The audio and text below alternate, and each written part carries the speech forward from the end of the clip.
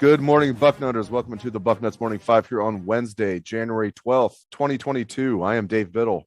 I'm very happy to be joined by the people's champ, Matt Baxendell. A lot of stuff to get into, but let's start with a couple of weeks ago when I had you on the show, and you made a prediction that Ohio State was going to lose to Utah in the Rose Bowl. Tell the Bucknutters about that horrible prediction and your repentance, my friend. Horrible? Did you watch the first half? I feel like I was grounded in very good reality, and the defense managed. I don't know if Jim Knowles started a half early, but the defense managed to man up enough to get a few stops, and OSU needed every single one of those 48 points to get the job done. So I don't necessarily regret the pick because I think all the other things were there, but I am gleeful to have been wrong because there's so much more momentum and feel good for the next 8 months that Ohio State managed to pull that game off. Looks like you ordered the incorrect burger and you added some wrong sauce on there. We'll move on, though. I'm done trolling you. I'm sorry, but isn't a good helping of crow covered in some delicious, delicious flavoring? Maybe a little more delicious than a bad burger, right? I mean, if you want like some wrong sauce on your crow burger, that's fine too. Let's get into Justin Frye, though. I'll eat a crow cake. I am thrilled to eat this wrong sauce. So I know you are. It's like when I pick against the Bengals. It's like Dave, I did mention can't lose either way. About that. Now that you bring up the Bengals, do you remember texting your friends the last time the Bengals won a playoff game? Yeah. Guess what? Didn't exist back then. Didn't exist. Text messages were invented in 1992. Not a single human on the planet has ever texted their friends, "Wow, the Bengals just won the playoff game." You know what's gonna be funny though? You know what's gonna be funny though this weekend as you laugh is the Steelers will lose a playoff game and the Bengals will win. And if you want to put a little monetary wager on that, we can definitely do that. So let me know. I will tell you right now, the Steelers are going to send Ben Roethlisberger out the way the Dolphins sent out Dan Marino. In Dan Marino's final game, it was 62-7. The Steelers are in so much trouble this week. I'm like not super thrilled that we got another game because I would love to have gone out a winner with a comeback versus getting throttled by a much better team like they did about a month ago. I would say you've been terrible at making predictions, but I think you made a good one there.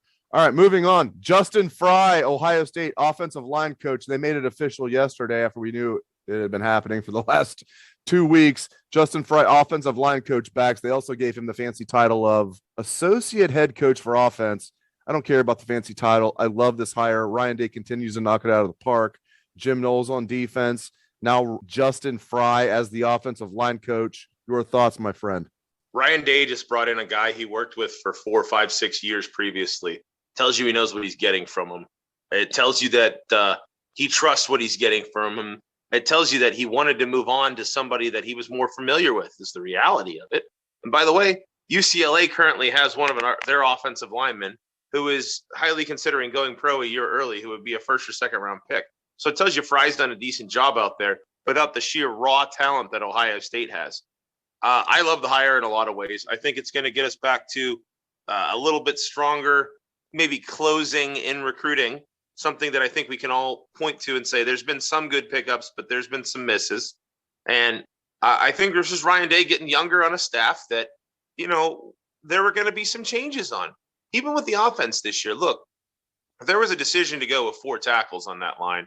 And I don't know who was advocating behind the scenes for it, but clearly there was some discontent. There wasn't enough push up the middle. And, for as good a job as Chudrawa did in some aspects, there's room for improvement. And if you get a young guy like Frye who is ready to rock and roll, that Day knows and trusts and has worked closely with for a long time, it's a good thing. And I think one of the reasons why he maybe hasn't made this move sooner was because the guy had worked with Chip Kelly for a very long time. And I don't think Ryan Day was too excited to raid his mentor's staff. So it tells you that there's something going on here where Day is officially ready to just say, look, I'm done messing around. I'm checking all the boxes I'm not happy with. Good enough isn't good enough. It needs to be right. So the fact that he took a guy from Chip Kelly to me says that Day is dead serious about this offseason. I know. I love everything that he's doing, man. I love it. All right. Speaking of the offseason, Jim Harbaugh, he might already be the Raiders coach if they hadn't done a thing called, well, no, I guess either way they would have been in unless they lost. That was hilarious. That Chargers Raiders game was just completely on heroin the other night. And I'm glad the Raiders won because that means the Bengals get to play the Raiders instead of the Patriots.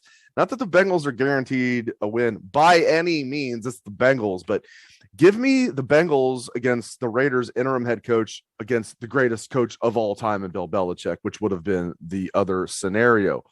Baxendell, I want to ask you this question. Jim Harbaugh, are you buying this? Do you think he's going to be the Raiders' next coach? Furthermore, as a Buckeye fan, do you want him to leave Michigan? Because I don't. I want him to stay. Yeah, no, this would be the most Jim Harbaugh move ever, right? It's like the frat boy who's hiding behind his buddies and gets one punch in and then runs out the door, right? That's what Harbaugh would be doing here. You know, I won the fight. No, you didn't. You're 1-5. You should be 1-6. You literally forfeited a year ago. So John Cooper has a better winning percentage in the rivalry technically than Jim Harbaugh does. I just want to point that out. People are like, wait a minute, what do you mean? Cooper was 2-10-1. Harbaugh's 1-5. Yeah, do the math. The tie gets Cooper over the top compared to Harbaugh. Cooper has a better winning record in the rivalry than Jim Harbaugh. Amazing. Go ahead. Yes, it's spectacular, but I don't want Harbaugh to leave. That would be a disaster if Harbaugh left because the guy's not great. He went back to looking like the clock struck midnight and he turned into a pumpkin in the semifinal game real quick.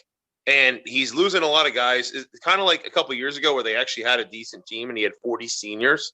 And then all of them left, and he was a train wreck for the next 4 years against Ohio State. It's the same thing panning up here, right? I don't want to change their program and give them the opportunity to hire a much more competent coach. Look, they won a game because OSU's D-line wasn't any good, and the defense had maybe the worst year in Ohio State football history. That appears to be in the process of getting fixed. Let's put it that way. If Jim Harbaugh leaves, I don't know who they would hire. There's scary candidates like Matt Campbell, and then there's guys like Josh Gaddis, which would probably be their hire if it happened because they're dumb.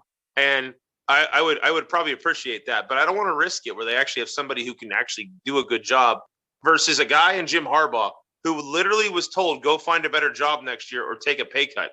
And he couldn't find a better job, so he took a pay cut. To me, this sounds like a guy who was like, look, I'm leaving at the first chance I get regardless after last season. And the fact that he can go out on something resembling a high to him is an added bonus. I genuinely think that there is a serious look being taken at him right now for an NFL job. There are 5 open jobs plus a couple interim coaches. This might be the year that the inevitable Harbaugh return to the NFL happens, and I'll be very disappointed to see him go because I don't care if he just won his last game. The facts are facts.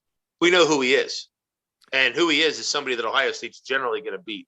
I don't want to give them the opportunity to accidentally hire a better candidate.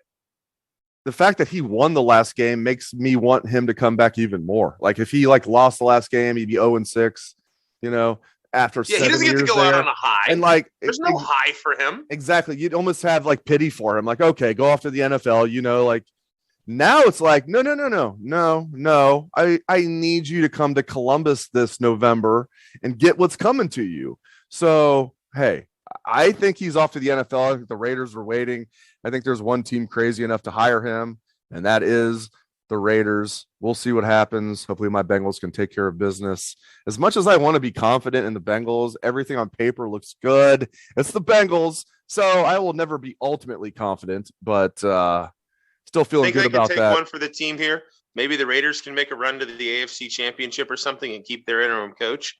That way we can keep Harbaugh. You stop it there. No, you stop it. You stop that right there. All right, I want to ask you about this. A couple of days ago, as you know, I had Brian Schottenstein and Cardale Jones on the show, the 2-man dream team doing God's work. Your thoughts on what they're doing? Do you think, given everything that's going on at Ohio State listen, even right now, Bax, as you know, Ohio State has the largest compliance department in the country, which is insane, but they do. So I don't think it can just be as simple as do what Texas and Texas A&M is doing, even though I think that's what they should do. First of all, thank goodness for Brian Schottenstein and Cardale Jones and what they're doing. Hopefully other boosters step up. Unpack all of that for me. Your thoughts on what Brian's doing and Cardale's doing, what the compliance department at Ohio State, any roadblocks they might have, and just your thoughts on that whole picture. What are we worried about complying with? I'm genuinely confused why we have a compliance department at this point, now that NIL is out. Are we worried about somebody getting a free bagel with cream cheese that shouldn't at this point? When we're getting kids paid $50,000 a year to be offensive linemen at Texas? I don't know what we're doing. So why do we have this giant compliance department that is a legacy relic of Tatgate when all the Tatgate stuff in today's environment would have never happened? Those kids would have gotten paid in tattoos as part of their NIL. They wouldn't have had to give their trinkets up. They would have just been like, yo, this tattoo shop is dope. And that's all it is. That's all they would have had to do. So this compliance department is literally a waste of money for Ohio State.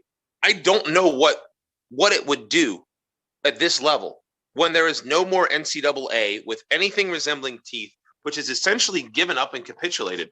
So if compliance has a problem with NIL for Ohio State, they need to reevaluate their mission, plain and simple. Because what Schottenstein is doing and what Cardale Jones is doing is good for Ohio State's athletic department. And more important, it's legal for Ohio State's athletic department. Now, I've said this numerous times. Cardale is going to say this is just not during recruiting. It's afterwards to help the kids get paid, blah, blah, blah, blah, blah.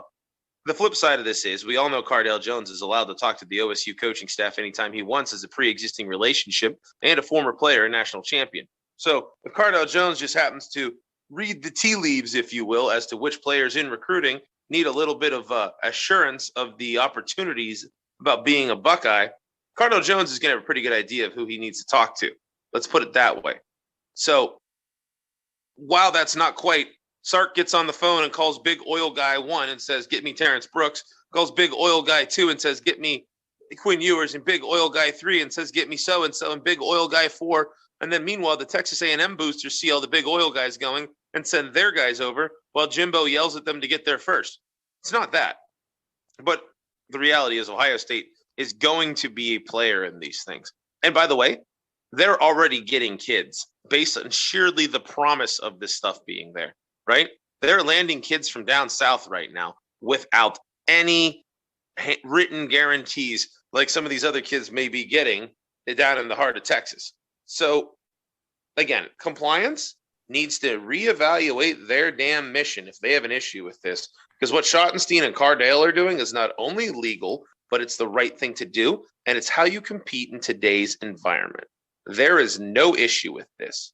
And if compliance has a problem, then I hate to say this, they're not going to win because they have no rulebook leg to stand on for most of this stuff. And this isn't like 10 years ago whenever I said about Tatgate pulling Auburn, where Auburn gave the NCAA the finger and said, prove it, and nothing happened. Cam Newton was suspended for half a day, and then they let him keep playing while Ohio State stabbed themselves repeatedly with a rusty knife, bled all over the floor, and it still wasn't enough because they decided to cooperate. The reality is you don't cooperate with the NCAA for the large part of the last 15 years, you're not going to get in trouble if everybody keeps their mouth shut. Now there's nothing illegal. Now there's absolutely nothing illegal. So why Ohio State has to be overly compliant is thoroughly unnecessary. Last thing, speaking of the SEC, a couple nights ago, we had the national championship game. Your thoughts? I mean, I thought Bama was going to win. I'll admit it. Now, I think losing Jamo in the first quarter obviously hurt them a lot. They're already down Mechie. But Georgia won. Your thoughts on the national title game? So we can give the caveats first. If Jamison Williams doesn't get hurt, there's multiple deep passes that got flat out dropped by the guys that would have been Jamison Williams, and they would have been touchdowns. So we have to factor that in, of course. So, let's be honest there. I think everybody went in here thinking Bama was going to win, and they were going to hit a few big plays. And it looked like that was happening until the unfortunate injury to Jamo, which is terrible, right? There's nobody in Ohio State that remotely is rooting against the kid. It's a horrible thing to see in his last game. You really hope it's not a severely torn ACL. It would be an absolute shame for everything that kid did this year. But not having him was an absolute difference maker for them. All those caveats out of the way, before the SEC championship game this year, and really outside of that game, who was the best team in the country consistently all year? It was Georgia. They had the best defense. And the matchup we wanted was Ohio State's offense versus Georgia's defense. And unfortunately, Ohio State's defense didn't hold up enough of a mediocrity level to be able to get it. That's simple. The bottom line is Georgia deserved it based on the total body of work. And I never thought I'd say that, having lived in Georgia and seen them blow it repeatedly. The reality is Georgia's the best team. And they got a little bit of this is 41 or 2 years for them now since they last won a natty. And they got a little bit of their own Craig Krenzel guy in Stetson Bennett, who everybody questions the passing, and then he ends up pulling it out in clutch time multiple times. That guy stunk until he threw that touchdown pass. So I think it's thoroughly appropriate, though, that the game ended on a pick six by Georgia, the way their season started against Clemson, which was on a pick six.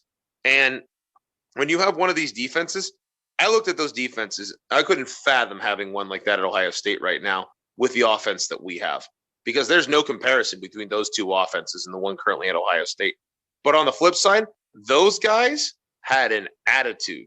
Defense is an attitude. Sure, scheme matters, but there is an attitude out there. And those guys were going to do everything they could to drag people down to the ground on defense on both sides. I'm sure Ohio State would have put up a lot more points, but whether the defense was physical enough to handle either one is a very different question that I think we all know the answer to, having seen Utah score 45 on us. Reality is Georgia deserved it, as weird as that is for me to say. And I don't know if I'll say that for another 41 years, but congratulations to the Bulldogs. They did something that I didn't expect, because I figured this was just another ho-hum year where Bama wins the natty. But you know what, Dave? I'm going to leave everybody with this thought. The only undefeated person in the history of sports is Father Time, and Nick Saban's 71 this year. So you have to start wondering, how much longer is this going to go?